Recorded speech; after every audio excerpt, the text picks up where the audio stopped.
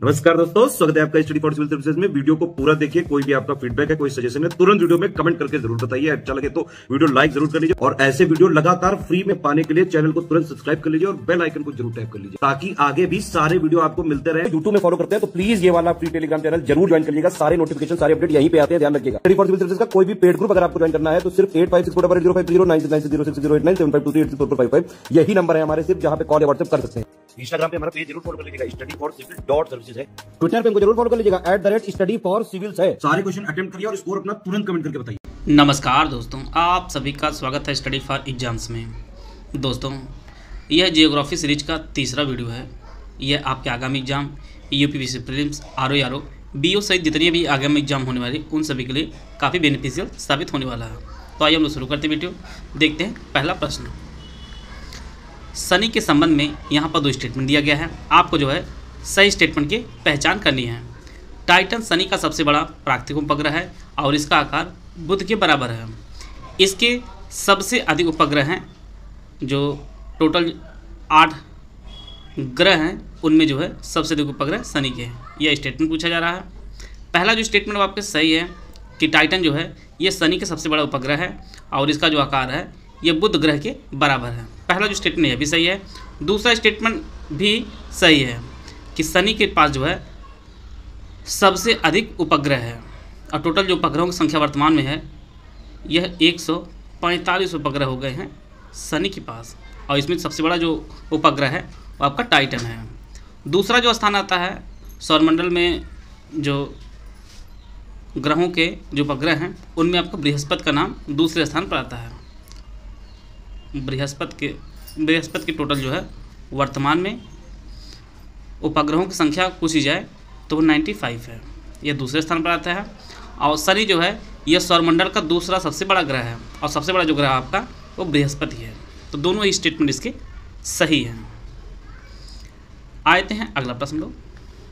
भारतीय वन्य जीव बोर्ड वन्यजीव संरक्षण कार्यक्रम के विनियमन, पर्यवेक्षण और नियंत्रण के लिए सर्वोच्च सलाहकार निकाय है। आपको बताना है इसका नेतृत्व कौन करता है, प्रधानमंत्री, राष्ट्रपति, लोकसभा अध्यक्ष या राज्यपाल। तो भारतीय वन्यजीव बोर्ड वन्यजीव संरक्षण के कार्यक्रमों का जो है नियंत्रण करता है और इसके जो सर्वोच्च पद पे जो आसीन होती हैं वो आपके प्रधानमंत्री होते हैं। प्रधानमंत्री जो है इसके अध्यक्ष होते हैं। साथ में जो उपाध्यक्ष होते हैं वो पर्यावरण और वन मंत्रालय के मंत्री होते हैं आपके उपाध्यक्ष। तो इसका जो ऑप्शन ए है वो आपका सही है। आग्नेय चट्टान संदर्भ में यहाँ पे 3 स्टेटमेंट दिया गया है। पहला जो स्टेटमेंट है ये रविदार और क्रिस्टलीय चट्टानें होती हैं। दूसरा स्टेटमेंट परतें और जीवावशेष नहीं पाए जाते हैं। लगभग 90% भूपर्पटी आग्नेय चट्टान से बनी है। यहाँ पे ऑप्शन दिया गया, आप लोग ऑप्शन पढ़ लीजिए। आग्नेय चट्टानें जो है ये रवेदार और क्रिस्टलीय चट्टानें होती हैं। स्टेटमेंट पहला जो सही है, इसमें जीवाश्म नहीं पाए जाते हैं। यह भी स्टेटमेंट सही है। जो चट्टानों में जो जीवाश्म पाए जाते हैं वह आपके अवसादी चट्टानों में पाए जाते हैं। अवसादी चट्टानों में जीवाश्म पाए जाते हैं, आग्नेय चट्टानों में नहीं। और लगभग 90% भूपर्पटी जो है ये आग्नेय चट्टानों से बनी होती है। तो यह भी स्टेटमेंट सही है। आग्नेय चट्टानों के जो उदाहरण है आपका ग्रेनाइट, बेसाल्ट, गैब्रो, ये सभी जो है आग्नेय चट्टान के उदाहरण हैं। तो ये जो 3 स्टेटमेंट इसके सही हैं, ये ऑप्शन इसका सही है। यहाँ पे 4 ऑप्शन दिया गया है। आपको पहचानना कौन सा जो है अंतर्जात बल है। पृथ्वी के अंदर उत्पन्न होने वाले दबाव कारण जो बल उत्पन्न होता है वो आपका अंतर्जात बल होता है। इनमें आपका ज्वालामुखी हुआ, भूकंप हुआ, वलन हुआ, ये सभी इसके अंतर्गत जो आते हैं। तो इसका जो ऑप्शन ए है आपका ज्वालामुखी जो है ये अंतर्जात बल का उदाहरण है। बाकी आपका बहता जल, अपक्षरण और हिमनद जो सब ये सभी बहिर्जात बल के उदाहरण हैं। तो इसका जो ऑप्शन ए है वो आपका सही है। पृथ्वी के वायुमंडल या बाहरी वातावरण से उत्पन्न होने वाला जो बल होता है आपका वह बहिर्जात बल होता है। इसमें आपका जल है, हिम है, पवन है, ये सभी आते हैं। तो इसका जो ऑप्शन ए है वो आपका सही है। यहाँ पर 2 स्टेटमेंट दिया गया है। उपसौर सूर्य से पृथ्वी की न्यूनतम दूरी है। पृथ्वी 6 जुलाई को उपसौर स्थिति प्राप्त करती है। केवल एक सही है, केवल 2 सही, दोनों सही, ना तो एक सही ना ही 2 सही है। यह आपका सूर्य प्रदर्शित किया गया है और यह आपकी पृथ्वी है। जो न्यूनतम दूरी होती है उसे उपसौर कहा जाता है। पृथ्वी से सूर्य की जो न्यूनतम दूरी होती है उसे उपसौर कहा जाता है। और यह जो घटना होती है वह 3 जनवरी को होती है। 3 जनवरी को होती है। तो पहला जो स्टेटमेंट सही है, दूसरा स्टेटमेंट आपका गलत है। ये देखिए न्यूनतम दूरी है और यह देखिए आपकी अधिकतम दूरी है। अधिकतम दूरी को उपसौर कहा जाता है, सॉरी अपसौर कहा जाता है। और यह जो घटना होती है यह प्रायः 4 जुलाई को होता है। 4 जुलाई को 3 जनवरी को उपसौर होता है और 4 जुलाई को आपका अपसौर होता है। अपसौर जो है यह अधिकतम दूरी होती है, उपसौर आपकी न्यूनतम दूरी होती है। तो जो ऑप्शन इसका पहला जो स्टेटमेंट है वह आपका सही हो जाएगा। आते हैं अगला प्रश्न लोग।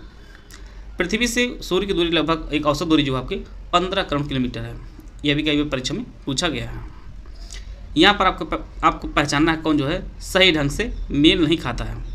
क्रिटेशियस काल एंजियोस्पर्म आवृतबीजी अस्तित्व में आए, कार्बोनिफेरस पहले बीज वाले पौधे अस्तित्व में आए, कार्टनरी जीनस होमोजीनस की जो है उत्पत्ति, और जुरासिक डायनासोर विलुप्त हो गए। तो इसका जो सही आंसर है वो ऑप्शन डी जो है डायनासोर जो है ये जुरासिक काल में बहुतायत मात्रा में थे, विलुप्त नहीं थे। डायनासोर जो है प्रचुर मात्रा में जुरासिक युग में थे। तो इसका जो ऑप्शन डी है वो आपका सही है। जीनस होमोजीनस की जो उत्पत्ति होती है वह कार्टनिक काल में होती है। पहले बीज वाले पौधे जो अस्तित्व में आए थे वो कार्बोनिफेरस काल में आए थे, और आवृतबीजी जो अस्तित्व में आए थे वो आपके क्रिटेशियस काल में आए थे। तो इसका जो ऑप्शन डी है आपका सही है। यहाँ पे 4 स्टेटमेंट दिया गया है और यह जो है भारत संदर्भ स्टेटमेंट है। भारत पृथ्वी के उत्तर पूर्वी गोलार्ध में 8:04 से लेकर 37:06 उत्तरी अक्षांश तथा 68:07 से लेकर 97:25 पूर्वी देशांतर बीच है, और उत्तर से दक्षिण तक भारत की मुख्य भूमि की जो लंबाई वह 3214 किलोमीटर है, और यह पूर्व से पश्चिम लंबाई जो आपकी 2933 किलोमीटर है।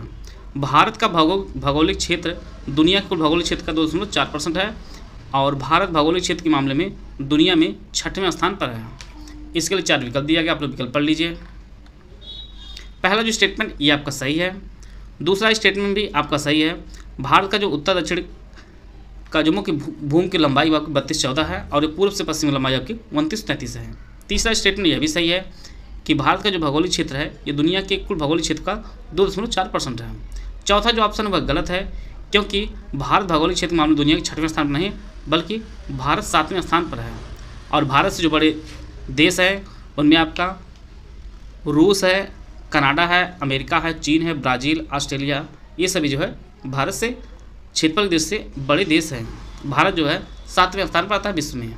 इस प्रकार जो है 1, 2, 3 इसका आंसर हो जाएगा, और 1, 2, 3 इसका आंसर ऑप्शन बी में दिया गया है। आते हैं अगला प्रश्न लोग। यह नवीन जलोढ़ से बना है। यह आमतौर पर डेल्टा क्षेत्र में पाया जाता है और बाढ़ के मैदान के रूप में भी जाना जाता है। वह क्षेत्र कौन सा है? ऑप्शन दिया गया है भाबर, तराई, बांगर या खादर। तो इसका जो सही आंसर है नवीन जलोढ़ जो होती है उसे खादर कहा जाता है। इसका जो ऑप्शन डी है वो आपका सही है। खादर जो है यह अधिक उपजाऊ होती है, और यहाँ पर जो है बाढ़ का पानी प्रत्येक वर्ष आता है। इसी का उल्टा जो होता है वो बांगर होता है। बांगर जो है ये कम उपजाऊ होता है, और यहाँ पर जो है प्रत्येक वर्ष पानी नहीं पहुँच पाता है। तो इसका जो आंसर डी है आपका सही है, और खादर जो है अधिक उपजाऊ होता है। नीलांग घाटी किस राज्य में स्थित है? हिमाचल प्रदेश, सिक्किम, जम्मू कश्मीर या उत्तराखंड। नीलांग घाटी जो स्थित है ये आपके उत्तराखंड में स्थित है, और यह जो है उत्तराखंड के उत्तरकाशी जिले में स्थित है। इसका जो डी ऑप्शन है वो आपका सही है। आते हैं अगला प्रश्न लोग। निम्नलिखित में कौन भारत की सर्वोच्च चोटी है? Mount Everest, mount Godwin Austin, Kanchenjunga या माउंट मकालू। पूरे विश्व की जो सर्वोच्च चोटी है वो आपकी माउंट एवरेस्ट है। अगर भारत की पूछा जाए प्रश्न, देखिए प्रश्न की जो भाषा उसको ध्यान दीजिएगा आप लोग। भारत की जो सर्वोच्च चोटी पूछा जाए तो उसका आंसर आपका माउंट गार्डविन ऑस्टिन हो जाएगा, जिसे हम लोग K2 के नाम से भी जानते हैं, और यह जो है POK में स्थित है। वर्तमान में जो है इस पर पाकिस्तान का क्षेत्र है, कब्जा है, और सब कुछ ठीक रहा, कुछ दिन बाद जो है यह भारत का क्षेत्र बन सकता है। उसी प्रकार से प्रश्न अगर पूछता है कि भारत में स्थित सर्वोच्च चोटी पूछता है तो उसका आंसर आपका कंचनजंगा हो जाएगा। प्रश्न की भाषा का आप लोग ध्यान दीजिएगा। भारत की सर्वोच्च चोटी पूछेगा तो माउंट गार्डविन ऑस्टिन हो जाएगा K2। अगर भारत में स्थित पूछ दिया तो उसका आंसर आपका कंचनजंगा हो जाएगा और ये आपके सिक्किम राज्य में है, सिक्किम राज्य में है। तो ऑप्शन यहाँ पूछा भारत की सर्वोच्च चोटी तो आपका माउंट गार्डविन ऑस्टिन हो जाएगा। और पूरे विश्व की जो सर्वोच्च चोटी आपकी माउंट एवरेस्ट है, आपके नेपाल में है। आते हैं अगला प्रश्न। आगे बढ़ने से पहले आप बताना चाहता हूँ यूपीपीएससी प्रीलिम्स 2024 का हमारे प्री का जो क्रैश कोर्स शुरू किया गया है, यह जो क्रैश कोर्स है ये आपके दोनों भाषाओं में है। यह क्रैश कोर्स हमारे कई टाइप के हैं। पहला जो टाइप है ओनली करंट अफेयर का ग्रुप है, इसकी फ़ीस 2000 रुपये है। फुल जो ग्रुप हमारा है उसकी जो फीस आपकी 9000 रुपये है। और इसके साथ ओनली स्टडी मटेरियल का ग्रुप है विदाउट डिस्कशन का, उसकी जो फीस रखी गई 6500 रुपये रखी गई है। ओनली पेड क्विज का जो ग्रुप है वो 1200 रुपये है। यूपीपीएससी प्री 2024 के लिए हमारा जो है जो कंटेंट तैयार किया गया है, जो काफ़ी अच्छा कंटेंट बनाया गया है टीम द्वारा, ये आपका 844 पेज में तैयार किया गया है टोटल। और इसमें आपको पूरे जीएस मिलेगा, साथ में करंट अफेयर का रहेगा। और इस सिलेक्शन मटेरियल जो कीमत है वो 3000 रुपये रखी गई है, जो काफ़ी कम है। इसको लेकर आप लोग है यूपीपीएससी प्रीलिम्स को पास कर सकते हैं। यहाँ पर हमारे नंबर दिए गए हैं, इन नंबर पे कॉल या व्हाट्सएप करके जो है जानकारी प्राप्त कर सकते हैं। आइए हम देखते हैं अगला प्रश्न।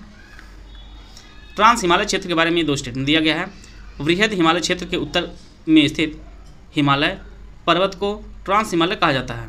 सचर जोन ट्रांस हिमालय पर्वत को वृहद हिमालय से अलग करता है। केवल एक सही है, केवल 2 सही है, दोनों सही है, ना तो एक सही ना ही 2 सही है। जैसा कि हम लोग जानते हैं कि हिमालय को जो है 4 भागों में डिवाइड किया गया है।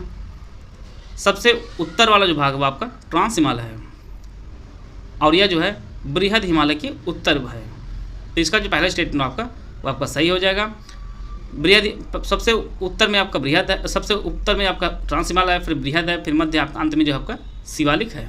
तो कभी कभी आपको उत्तर से दक्षिण क्रम में भी सजाने दे सकता है। और जो सचर जोन आता है यह ट्रांस हिमालय और बृहद हिमालय को जो है अलग करता है। तो यह दोनों स्टेटमेंट इसके सही हैं। तो इसका जो ऑप्शन सी है वो आपका सही है। आते हैं अगला प्रश्न लोग। वैगनर के अनुसार सबसे पहले एक विशाल भूभाग ही था जिसे किस नाम से जाना जाता था? पैंजिया, गोंडवानालैंड, लॉरेशिया या इनमें से कोई नहीं। वैगनर के अनुसार सबसे पहले एक विशाल भूभाग था, उसका नाम पैंजिया था। जो स्थल खंड था उसे पैंजिया के नाम जाना जाता था। और एक बड़ा महासागर था उसका नाम पैंथालासा था, पैंथालासा था। बाद में यह पैंजिया जो है वो 2 भागों में विभाजित होता है। एक का नाम लॉरेशिया रखा गया, जो उत्तरी भाग को आपका लॉरेशिया रखा गया था नाम।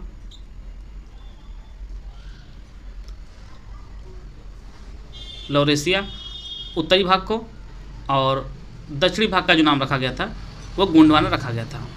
साउथ वाला जो था उसका नाम गोंडवाना रखा गया था। और वैगनर ने जो अपना सिद्धांत दिया था वो 1912 में दिया था। 1912 में वैगनर ने अपना सिद्धांत दिया था। तो इसका जो ऑप्शन ए है वो आपका सही है। यहाँ पर 4 प्लेटें दी गई हैं, आपको पहचानना कौन एक जो है मेजर प्लेट नहीं है। Antarctic plate, Indo Australian plate, Arabian plate या अफ्रीकी प्लेट।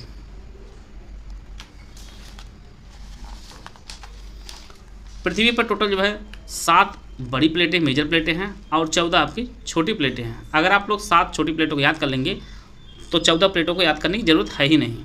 तो जो मेजर प्लेटें हैं उनमें आपका उत्तरी अमेरिकी प्लेट, अफ्रीकी plate, Eurasian plate, Indo Australian plate, प्रशांत प्लेट, अंटार्कटिक प्लेट और साउथ अमेरिकन प्लेट है। इसमें जो है अरेबियन जो प्लेट है यह मेजर प्लेट नहीं है, बल्कि यह जो है छोटी प्लेटों में आते हैं। तो इसका जो ऑप्शन सी है वो आपका सही है। आते हैं अगला प्रश्न लोग। 2 स्टेटमेंट यहाँ पर है। अमरकंटक मैकाल पहाड़ी का उच्चतम बिंदु है। अमरकंटक नर्मदा और सोन नदियों की उत्पत्ति का बिंदु है। केवल एक सही है, केवल 2 सही है, दोनों सही, ना तो एक सही ना ही 2 सही है। अमरकंटक जो है यह मैकाल पहाड़ी का उच्चतम बिंदु, यह सही है। और यह आपके एमपी में स्थित है, मध्य प्रदेश में स्थित है। और यही जो है नर्मदा और सोन नदियों की उत्पत्ति होती है। यह भी स्टेटमेंट आपका सही है। तो दोनों स्टेटमेंट इसके सही हैं। आते हैं अगला प्रश्न लोग। गोवा से गुजरात कोकट तट, गोवा से मंगलोर कन्नड़ तट, मैंगलोर से कन्याकुमारी मालाबार तट। यहाँ पर आपको पहचानना कौन जो है सही ढंग से मेल खाता है, केवल 1, केवल 2, केवल 3 या 1, 2, 3। कोंकण तट जो है कहा जाता है गोवा से, गुजरात से गोवा तक जो है तटीय क्षेत्र है। उसी प्रकार से गोवा से मंगलोर के तट को आपको कन्नड़ तट कहा जाता है। मंगलोर से कन्याकुमारी के जो क्षेत्र है आपका मालाबार तट कहा जाता है। तो ये सभी जो आपस में सुमिलित है। तो इसका जो ऑप्शन डी है वो आपका सही है। आते हैं अगला प्रश्न लोग। तटीय मैदान निम्नलिखित में से किसके स्रोत होते हैं? नमक के, मोनाजाइट के, खनिज तेल और गैस के या उपरोक्त सभी के? तटीय मैदान जो होते हैं उनमें नमक पाया जाता है, मोनाजाइट पाया जाता है, खनिज तेल और गैस के भंडार पाए जाते हैं। ये सभी जो है इसमें पाए जाते हैं तटीय मैदान में। मोनाजाइट जो है यह रेडियोधर्मी पदार्थ होता है और इसे जो है थोरियम प्राप्त होता है। थोरियम जो है वो मोनाजाइट से प्राप्त होता है। तो इसका जो ऑप्शन डी है आपका सही है। 10 डिग्री चैनल अंडमान को निकोबार द्वीप से अलग करता है। पाक जलडमरूवत भारत और मालदीव के बीच स्थित है। सही स्टेटमेंट की आपको पहचान करनी है। केवल 1 सही, केवल 2 सही, दोनों सही, ना तो 1 ना ही 2 सही है। 10 डिग्री चैनल जो है ये अंडमान को निकोबार द्वीप से अलग करता है। ये स्टेटमेंट आपका सही है। पाल जलडमरूवत जो है ये भारत और मालदीव के बीच नहीं है, बल्कि भारत और श्रीलंका के मध्य स्थित है।